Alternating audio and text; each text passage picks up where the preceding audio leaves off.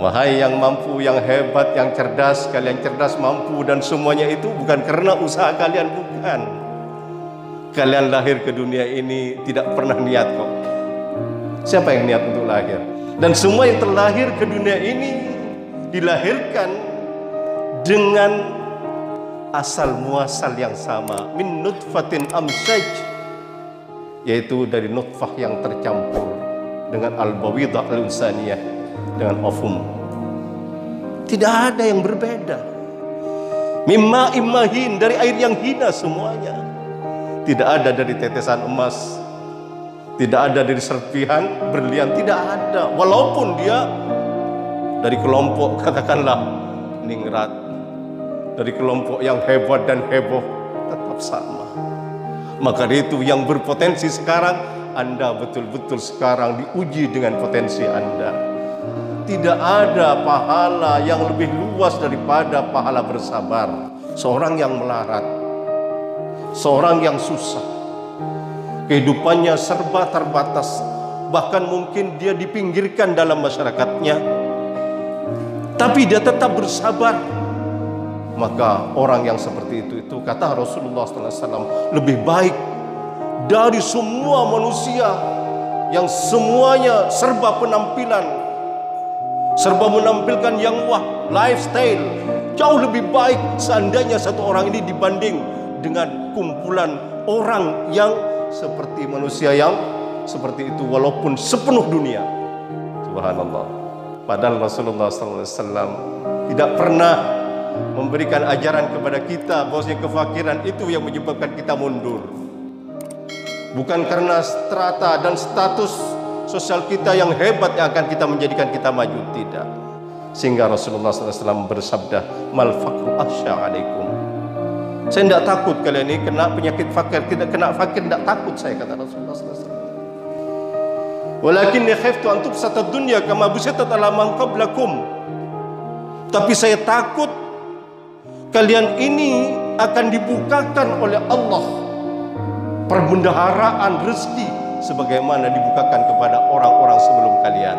Fatatanafasuha kama tanafasuha, sehingga kalian itu berkompetisi. Rumah yang paling hebat, mobil yang paling hebat, penampilan yang paling hebat, perhiasan yang paling hebat. Tapi di dunia tidak ada yang paling hebat. Di atas langit ada langit. Kita akan selalu kena kecewa. Fatahlaku kama halaku, dan kalian akan hancur sebagaimana mereka hancur. Jadi kehancuran umat sebelumnya, baik Romawi atau Persia, bukan karena mereka itu jatuh miskin dan bangkrut, tidak. Awal dari kehancuran umat itu tatkala umat itu berbangga-bangga dengan kekayaan. Kita sekarang ini seakan-akan hidup dalam hukum rimba. Yang kuat menjadikan yang kecil sebagai sapi perahnya. Lihat siapa yang punya modal besar. Ya, kadang-kadang mereka nyumbang ke masjid sedikit, seicik. Tapi mereka jalankan uangnya untuk menjerat fakir miskin dalam jeratannya, sehingga fakir miskin menjadi sapi perahnya, menghasilkan puing-puing, pundi-pundi kepadanya, ya, sehingga mereka tambah kaya.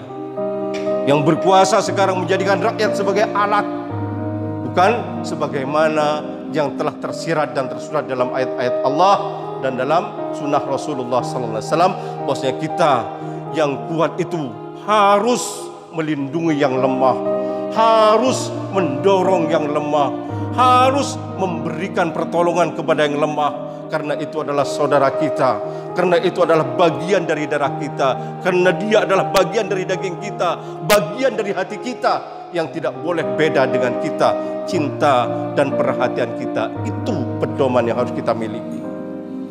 Bukan kita hanya seakan-akan kita baik di musalla, baik di masjid, baik di majelis taklim, ya. Kita ini banyak seperti itu. Wah, hebat dia takwa, tapi kadang-kadang karakteristiknya, na'udzubillahi min dzalik, tetap jauh dari seorang karakteristik seorang mukmin dan muslim.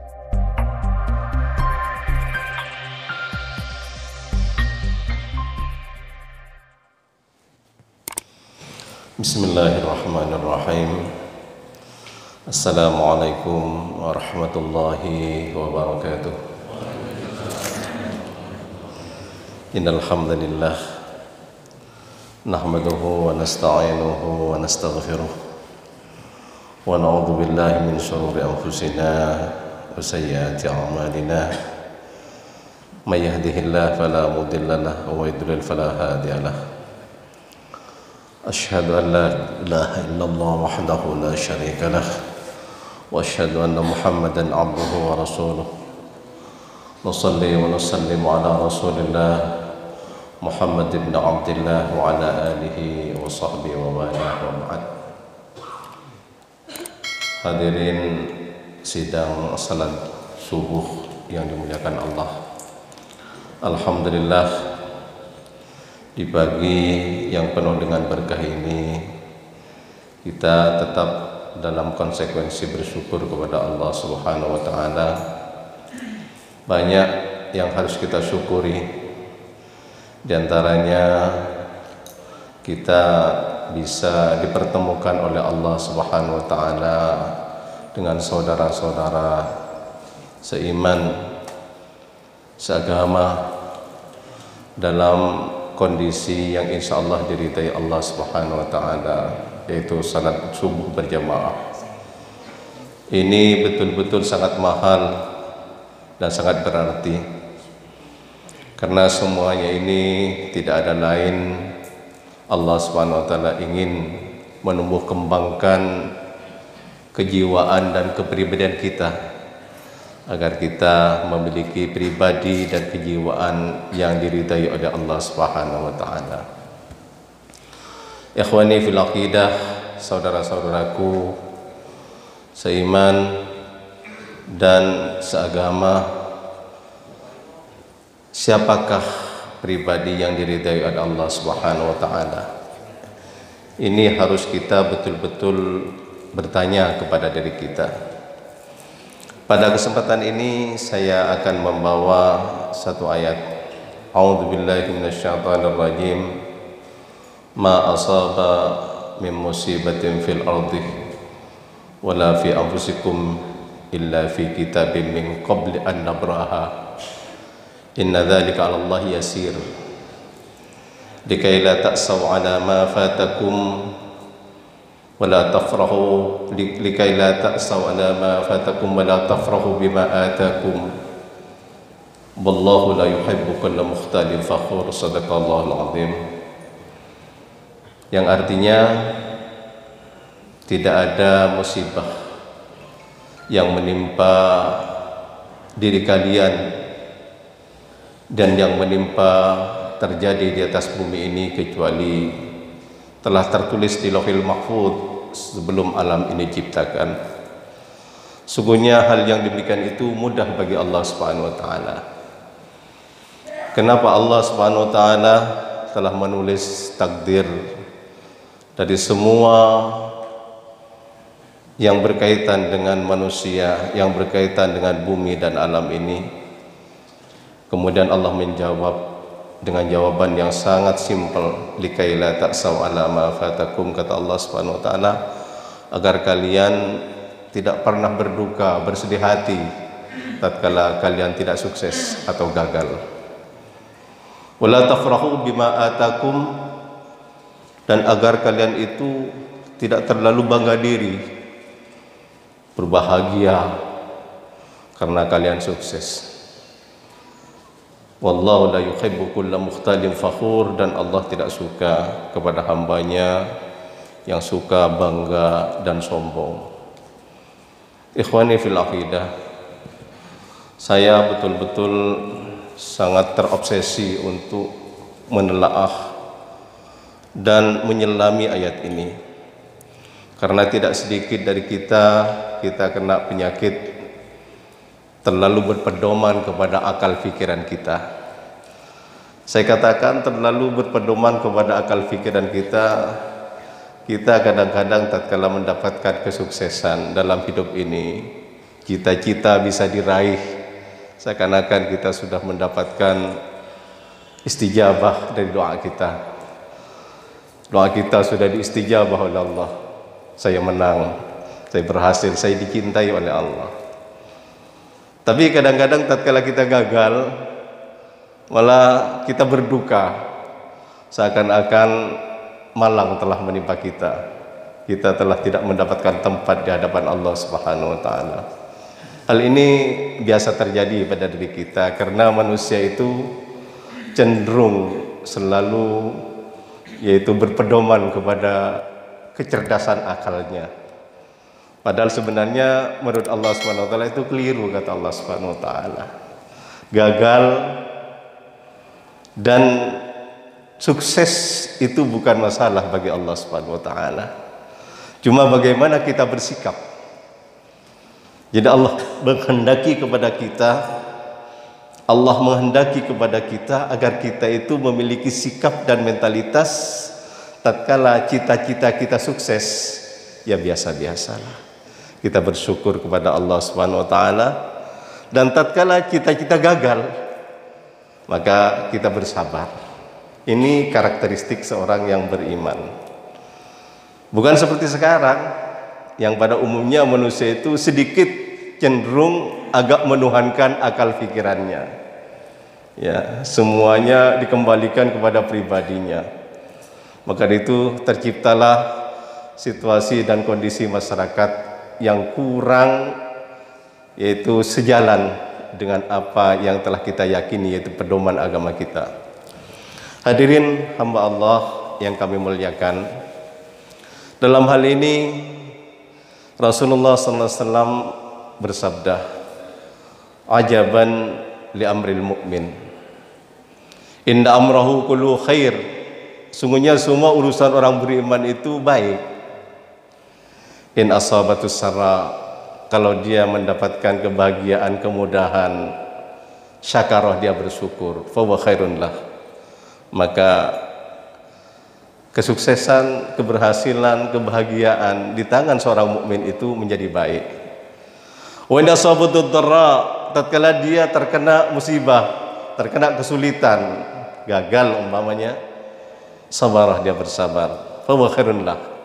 Maka kegagalan menurut orang pada umumnya bagi seorang mukmin itu adalah sebuah kebaikan karena dia bisa bersabar. Walaysa dzalika illa lil mu'min, dan itu tidak akan pernah terjadi kecuali pada seorang mukmin. Subhanallah. Inilah yang harus kita betul-betul pegang. Bagaimana kita memanage pribadi kita agar tidak menjadi pribadi yang arogan, yang tidak pernah diridai oleh Allah Subhanahu wa taala. Kadang-kadang kita, maaf ya, banyak dari kita kadang-kadang terlalu memiliki sikap yang arogan terhadap sesama. Menganggap orang lain itu sepele ya, karena dirinya punya potensi dan power. Padahal potensi dan power itu sebenarnya hanya merupakan salah satu bagian dari ujian dalam hidupnya. Belum tentu potensi dan powernya itu akan berdampak baik bagi dirinya. Belum tentu kesuksesan yang ia cita-citakan, yang dia inginkan berdampak baik pada dirinya. Banyak dari orang yang katanya masyarakat itu sukses, tapi menurut Allah Subhanahu wa taala dia jauh dari jalan keridhaannya. Tapi begitu pula orang yang tidak sukses. Banyak orang yang tidak sukses itu juga yang sesat jalan. Dia mengambil jalan yang keliru, umpamanya ya, jalan klenek, jalan perdukunan, jalan ini dan itu, tidak kembali kepada Allah Subhanahu wa taala. Bahwasanya semua sudah ada suratan takdirnya. Wahai yang mampu, yang hebat, yang cerdas, kalian cerdas, mampu, dan semuanya itu bukan karena usaha kalian, bukan. Kalian lahir ke dunia ini tidak pernah niat kok. Siapa yang niat untuk lahir?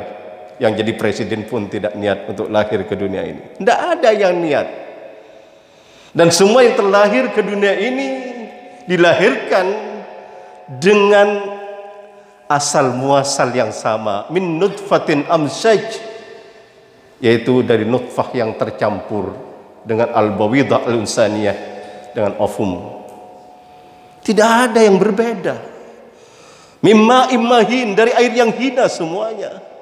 Tidak ada dari tetesan emas, tidak ada dari serpihan berlian, tidak ada. Walaupun dia dari kelompok katakanlah ningrat, dari kelompok yang hebat dan heboh, tetap sama. Maka itu yang berpotensi sekarang, Anda betul-betul sekarang diuji dengan potensi Anda. Ternyata ujian Allah SWT dengan potensi dan power itu jauh lebih berat ketimbang diuji oleh musibah dan keterbatasan. Banyak orang yang lupa diri tatkala diuji dengan power, diuji dengan berbagai macam nikmat dan rahmat dari Allah Subhanahu wa taala. Tidak kuat. Kiai saya pernah wanti-wanti kepada santrinya, hati-hatilah dengan ujian nikmat.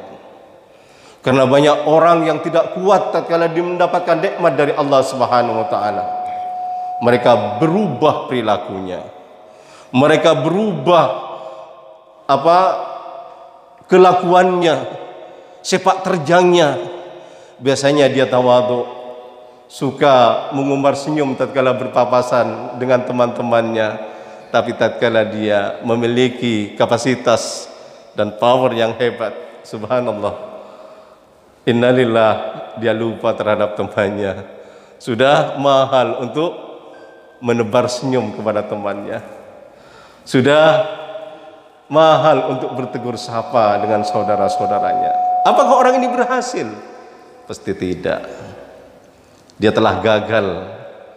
Dan ternyata orang yang mendapatkan nikmat ini justru yang paling banyak gagal. Hadirin yang dimuliakan Allah. Tapi tidak sedikit pula orang yang mendapatkan ujian dari Allah yang berupa musibah itu yang malah naik pangkat.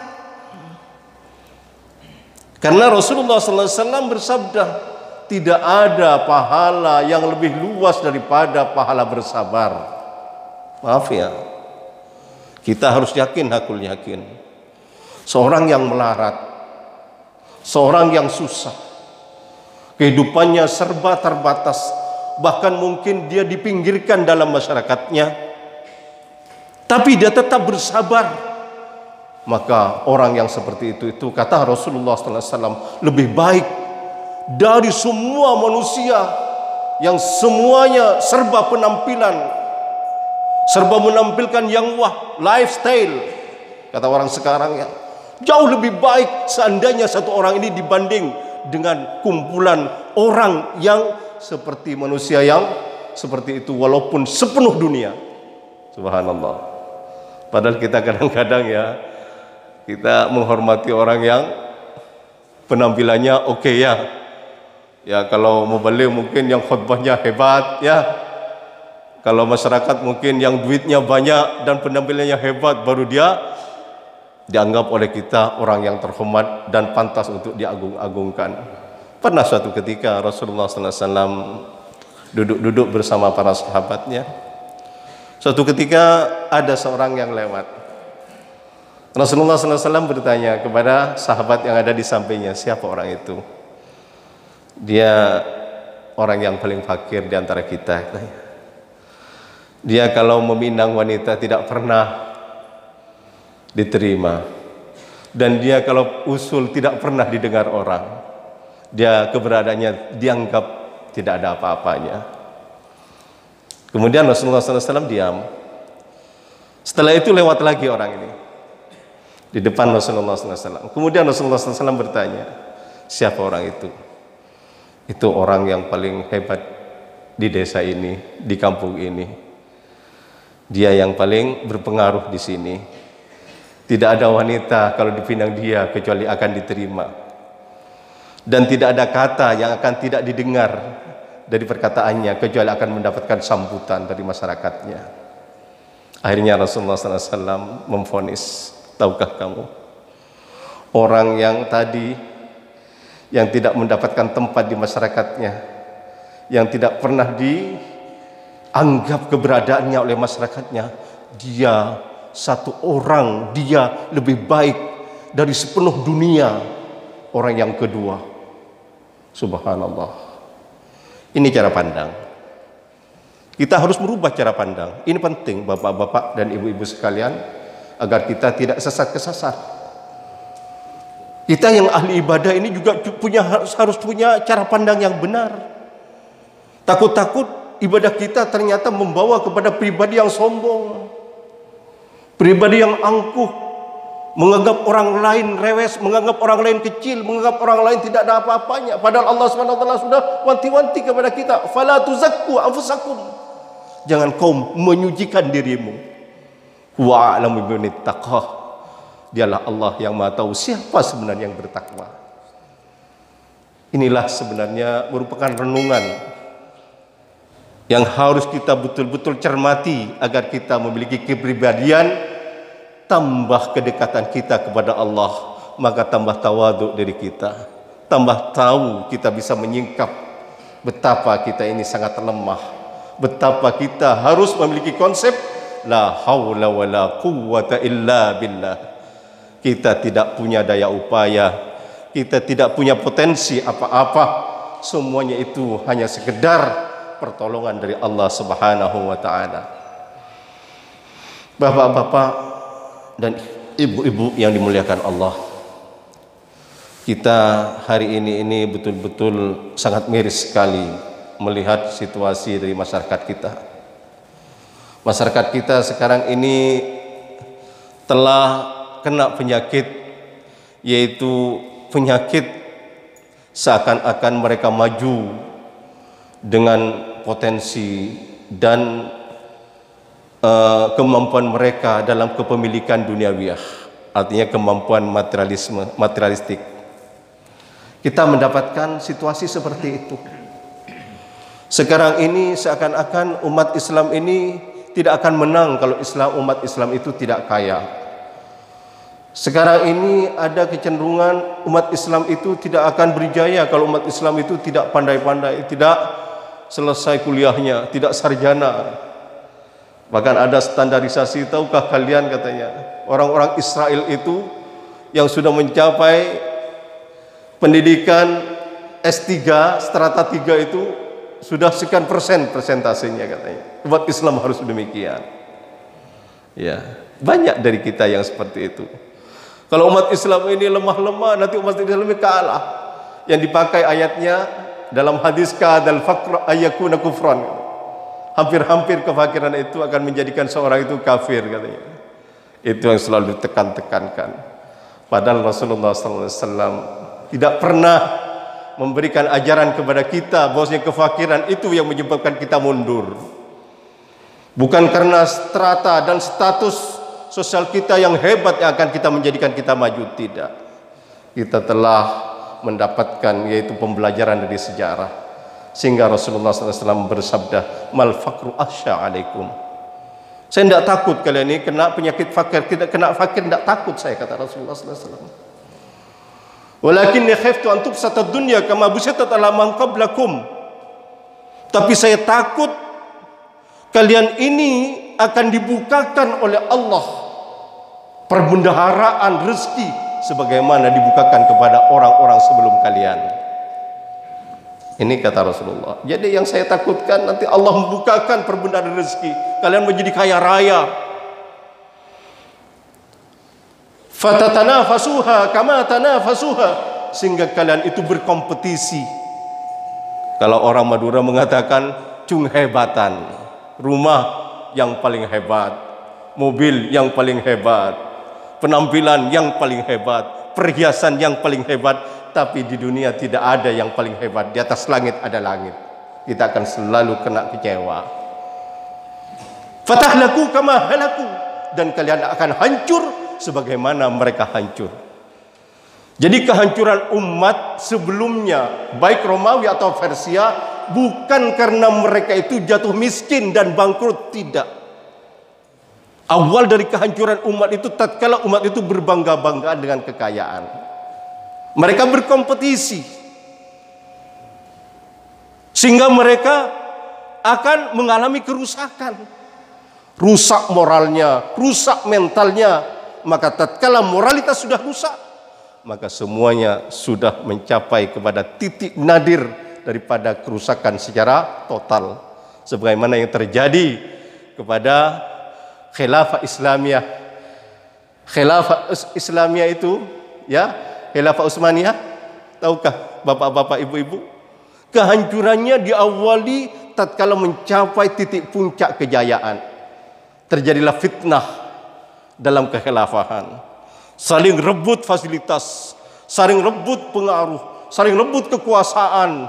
Akhirnya terjadilah kehancuran, diawali dengan lemahnya perjuangan, kena penyakit wahan hubbud dunya wa karahiyatul maut. Cinta kepada dunia dan takut kepada kematian.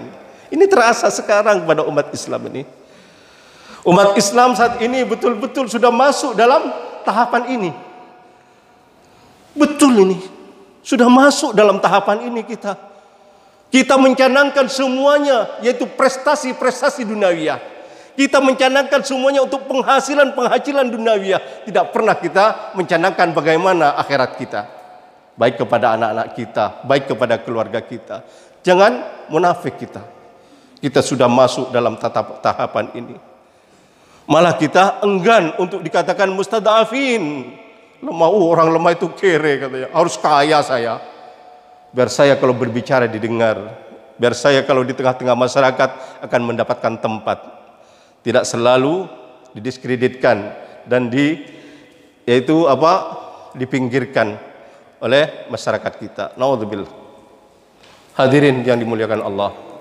Betul-betul sangat menyakitkan suasana kita saat ini. Kita ini masuk sudah itu tahapan bermegah-megahan. Ya, bermegah-megahan. Ini merupakan satu titik kehancuran kita. Tapi alhamdulillah masih ada semangat pada diri kita, yaitu semangat untuk beribadah, semangat untuk berjuang lillahi kalimatillah. Mudah-mudahan ini juga tumbuh. Jangan sampai kita hanya bermegah-megahan dengan dunia. Jangan sampai. Naudzubillahi min dzalik. Hadirin, hadirat yang dimuliakan Allah. Berkaitan dengan konsep yang telah difirmankan oleh Allah tadi, sebenarnya konsep ini sederhana ya, agar kita membiasakan diri untuk percaya kepada takdir. Suratan takdir dari Allah SWT, bahwasanya kita ini sudah ditulis bagaimana sebenarnya diri kita ini, kemana diri kita ini. Dan di situ sebenarnya tidak ada pemaksaan dari Allah SWT, tidak ada penganiayaan dari Allah SWT. Dalam sebuah hadis Allah SWT berfirman ya, dalam sebuah hadis, insyaallah ini hadis qudsi, "Lau 'adzaballahu ahla samawatihi wa ahla ardihi la'adzabahum wa ghairu zalimin 'alaihim." Seandainya Allah Subhanahu wa taala menyiksa seluruh penduduk langit dan seluruh penduduk bumi, pasti Allah kuasa untuk menyiksanya. Dan Allah tidak bisa dihukumi zalim dan aniaya kepada penduduk langit dan bumi. Wala rahimahum kanat rahmatu awsa min a'malihim. Kalau Allah SWT memberikan rahmat semuanya, penduduk langit dan bumi dimasukkan surganya semuanya, maka sungguh mereka masuk surga bukan karena amal mereka, karena rahmat Allah SWT jauh lebih luas, lebih hebat daripada amal ibadahnya. Hadis ini sebenarnya merupakan tafsir dari ayat ma asaba min musibatin fil ardi wala fi anfusikum. Hadis ini merupakan tafsir. Apa maksudnya? Memang Allah Subhanahu wa taala tidak bisa diikat oleh prediksi-prediksi dan sifat-sifat yang mungkin kita tahu tentang sifat-sifat wajib bagi Allah. Tidak bisa. Allah Subhanahu wa taala memiliki yaitu sifat yang tidak terbatas. Karena Allah Subhanahu wa taala Maha Kuasa, dan kita harus tahu dan sadar bahwasanya langit dan bumi ini adalah milik Allah. Kita semuanya ini adalah milik Allah, bukan milik kita. Ini harus sadar ini. Maka dari itu kita selalu menyatakan dalam setiap ada orang yang meninggal ada kabar kematian, inna lillahi wa inna ilaihi raji'un. Ya, mungkin orang yang tidak paham seakan-akan ini merupakan muqaddimah dari kabar kematian. Siapa saya matilah. Seandainya orang Madura ya, siapa yang meninggal ini, katanya orang Madura ya. Padahal sebenarnya ini sebuah pernyataan, innalillah, kami ini sungguh-sungguh milik Allah. Wa inna ilaihi rajiun, dan sungguh kami akan pulang semuanya kepada Allah sang pemilik. Bahwasanya saya ini bukan milik saya, Anda bukan milik Anda, Anda dan saya ini tidak berhak untuk mengatur diri saya dan diri Anda. Ini yang paling dekat. Apalagi mau mengatur dunia kita, apalagi mau mengatur negara kita, apalagi mau mengatur bumi ini, tidak mungkin kita, karena kita bukan sang pemilik. Sang pemilik adalah Allah. Lillahi ma fis samawati ma fil ardi, milik Allah apa yang ada di langit dan di bumi. Ini milik Allah semuanya. Maka sungguh gila orang yang mau mengatur yang bukan miliknya. Ya apa enggak bapak-bapak dan ibu-ibu? Bukan miliknya kok mau diatur. Kan gila. Anda hanya mendapatkan amanat pinjaman dari Allah Subhanahu wa taala, malah ujian dari Allah Subhanahu wa taala. Diuji, liyabluwakum ayyukum ahsanu amala. Siapa yang terbaik dari kalian dalam hidup ini? Bagaimana Anda memakai badan Anda, bagaimana Anda memakai mata Anda, memakai telinga Anda, memakai lisan Anda, bagaimana Anda mengefektifkan semuanya itu. Itu hanya ujian bagi kita semua. Jangan anggap ini milik kita. Gila kita, karena kita memang tidak punya hak kepemilikan. Lahir saja kita tidak pernah niat, dan mati pun kita tidak bisa menghalau dan menolaknya. Siapa yang bisa menolak kematian? Adakah dari kita yang pernah niat untuk hidup? Tidak ada. Siapapun tidak ada. Kita tahu ada seperti ini.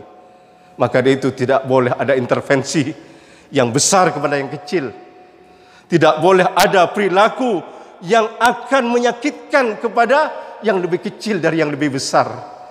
Dari yang berpotensi, jangan sampai menginjak-injak yang mustad'afin, karena Anda berpotensi hanya diuji oleh Allah Subhanahu wa taala.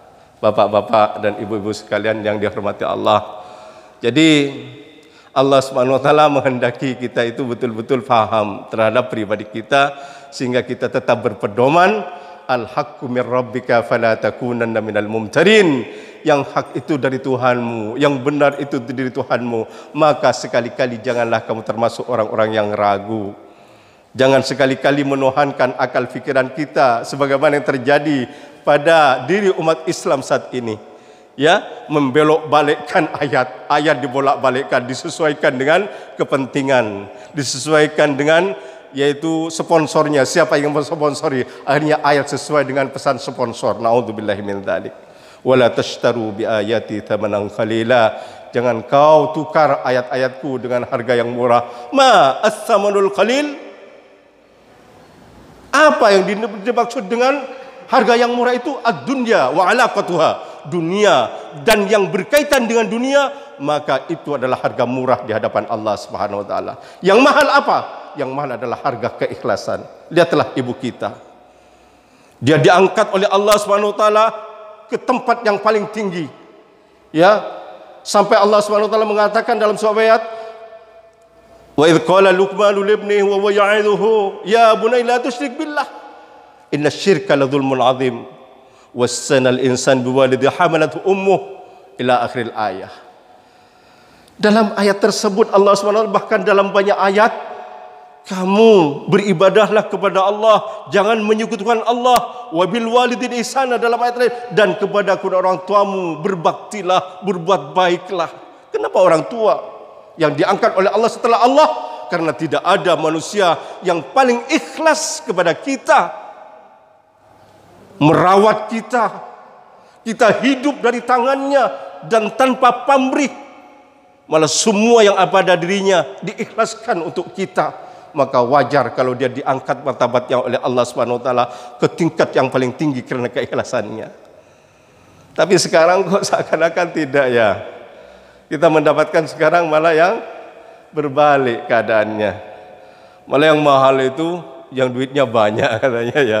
Yang ikhlas malah tidak mendapatkan tempat. Kalau lembaga pendidikan yang ikhlas-ikhlas biasanya itu ecek-ecek katanya. Tidak berkualitas, jangan Pak ya. Jangan, ikhlas itu mahal. Allah menghargai keikhlasan itu melebihi dari harga segalanya. Ya, dunia itu bagi Allah Subhanahu Wa Taala sangat tidak ada artinya sama sekali. Maka itulah ini cara pandang yang harus kita miliki, sehingga kita tidak sesat kesasar. Tidak seperti sekarang. Kita sekarang ini seakan-akan hidup dalam hukum rimba. Yang kuat menjadikan yang kecil sebagai sapi perahnya. Lihat siapa yang punya modal besar. Ya, kadang-kadang mereka nyumbang ke masjid sedikit, seicik. Tapi mereka jalankan uangnya untuk menjerat fakir miskin dalam jeratannya, sehingga fakir miskin menjadi sapi perahnya, menghasilkan puing-puing, pundi-pundi kepadanya, ya, sehingga mereka tambah kaya.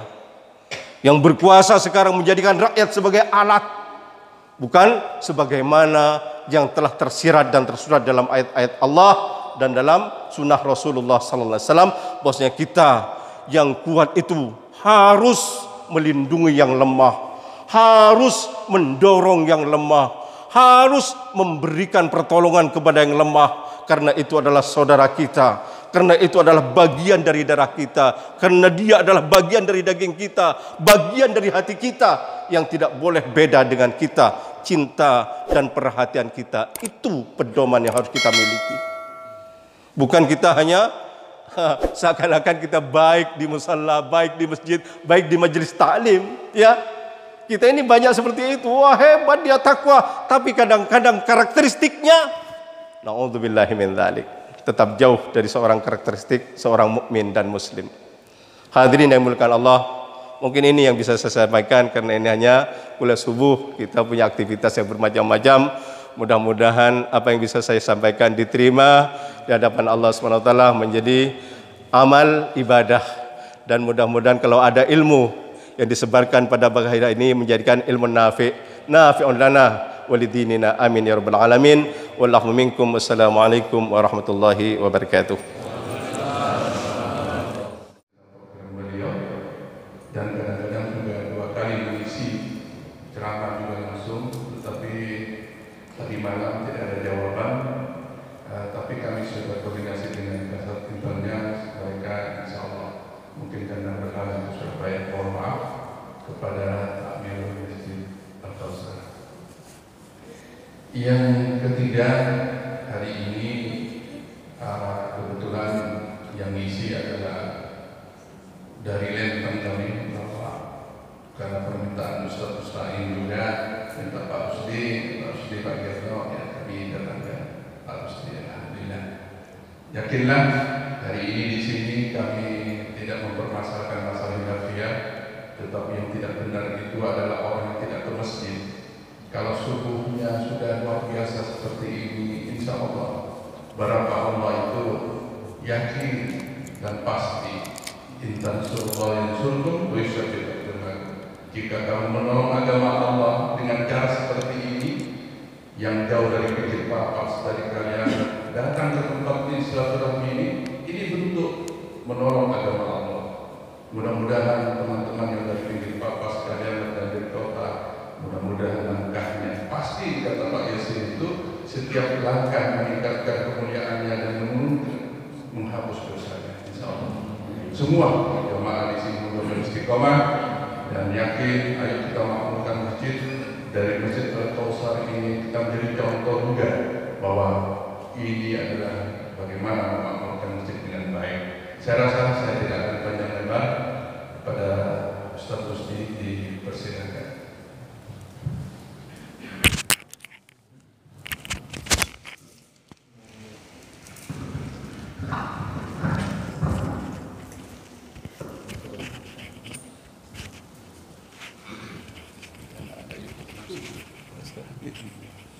Orang Malaysia lihat